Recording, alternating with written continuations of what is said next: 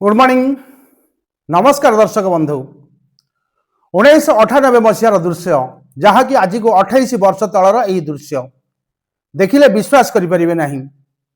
से आसिला पर सेठार गुंडाराज घुसपेठिया दलाल समस्त मुह बंद कर देथिले।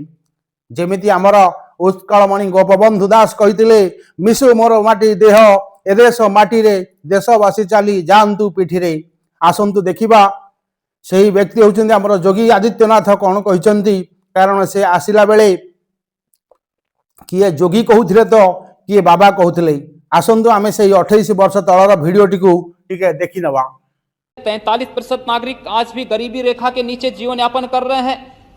13% व्यक्तियों की आय 3 रुपया प्रतिदिन है। 18% व्यक्तियों की 5 रुपया प्रतिदिन है। 61% महिलाएं आज भी अशिक्षित हैं। गांव में साक्षरता का प्रतिशत मात्र 20% है। और इस देश के बहुत संख्यक लोग ऐसे हैं जिनके लिए पीने के लिए शुद्ध जल नहीं है। 43% ऐसे लोग हैं जिनके पास आज भी सुरक्षित आवास नहीं है। हमने तमाम कार्यक्रम बनाए। अध्यक्ष महोदय, मैं सबसे पहले इस सदन का ध्यान आकर्षित करना चाहूंगा राष्ट्रीय परिवार कल्याण कार्यक्रम योजना की ओर। यह कार्यक्रम आयोजित किया गया, लेकिन देखा गया कि इस कार्यक्रम में आपने देखा होगा कि मात्र एक वर्ग तक ही यह कार्यक्रम सीमित क्यों रह गया। क्या इस देश के लिए जो कानून बनता है, इस देश के लिए बनने वाले इस कानून का इस देश के हर नागरिक पर लागू नहीं होना चाहिए? आज इस देश की जनसंख्या 2.1% की दर से प्रतिवर्ष बढ़ रही है। यानी इसका मतलब 2 करोड़ जनसंख्या प्रतिवर्ष बढ़ती जा रही है। 2 करोड़ जनसंख्या अगर बढ़ती है तो 40,000 परिवार प्रतिवर्ष इस देश में बढ़ते हैं। यानी 40,000 परिवारों के लिए आवास की व्यवस्था कहां से होती है, यह प्रश्न आज सबसे पहले हमारे सामने आता है। अध्यक्ष महोदय, निश्चित ध्यान देना होगा, समझना होगा कि वास्तव में जो 40,000 परिवार प्रतिवर्ष हम कहां से उपलब्ध कराएंगे उन लोगों के लिए, आज ये प्रश्न हमारे सामने है। निश्चित ही आज तक जो भी योजनाएं बनी हैं, पूर्व सरकारों ने जो भी योजनाएं बनाई हैं, वे मात्र कुछ चंद लोगों को ध्यान में रख करके बनाई हैं। निश्चित अगर हमें इस देश के लिए एक राष्ट्रीय आवास नीति बनानी चाहिए और उस राष्ट्रीय आवास नीति को इस देश की अर्थनीति और इस देश के औद्योगिक नीति से जोड़ना होगा, और इसके लिए हमें इस देश के गांवों को चुनना होगा। जब तक इस देश के गांवों का विकास नहीं होगा, जब तक इस देश के गांव में वास्तव में इस देश के गांव का विकास नहीं होगा, तब तक गांव से जो पलायन हो रहा है, जो शहरों की ओर पलायन हो रहा है, तब तक यह नहीं रुक पाएगा। इसके साथ साथ अध्यक्ष महोदय, तमाम बातें यहां पर उठी। शहरी भूमि हदबंदी कानून लागू हुआ था। माननीय मंत्री जी यहां पर उपस्थित हैं। मैंने इससे पहले भी कहा था कि शहरी भूमि हदबंदी कानून के अंतर्गत राजनेताओं और अधिकारियों की मिलीभगत से जो महानगरों में जमीनें थीं, सीलिंग की, नूजुल की, तालाब पोखरे थे, इन पर अधिकारियों और राजनेताओं की मिलीभगत से भूमाफियों का कब्जा हो गया है। आवास आप गरीबों को कहां से भूमि आवंटित करवाएंगे?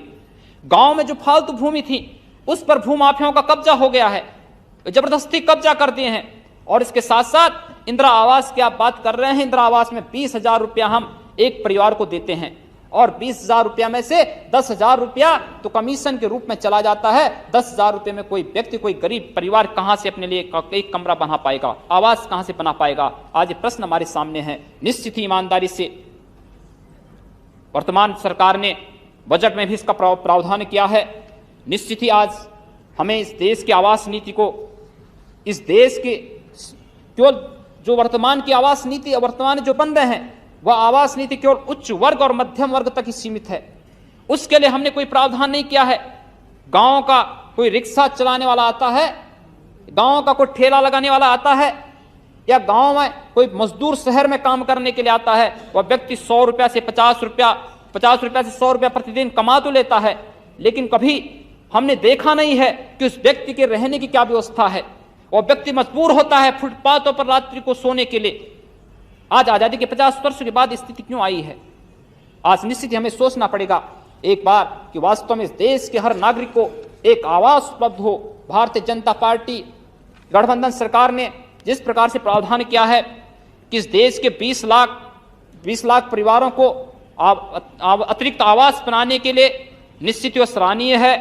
13 लाख ग्रामीण क्षेत्रों को देने के लिए, 7 लाख शहरी क्षेत्रों के देने के लिए इंदिरा आवास में भी 1144 करोड़ से बढ़ा करके 1600 करोड़ रुपया उन्होंने प्रावधान किया है।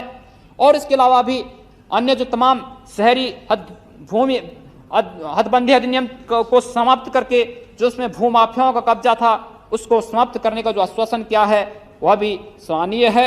निश्चित ही हम यही अपेक्षा इस सदन से करेंगे कि माननीय सदस्य डॉक्टर लक्ष्मीशंकर पांडे जी ने इस देश के हर नागरिक के लिए एक सुरक्षित आवास का जो आह्वान किया है, इस सदन के माध्यम से इस देश के हर नागरिक को एक आवास मिले, उसकी जो मूलभूत आवश्यकता है उसकी पूर्ति हो।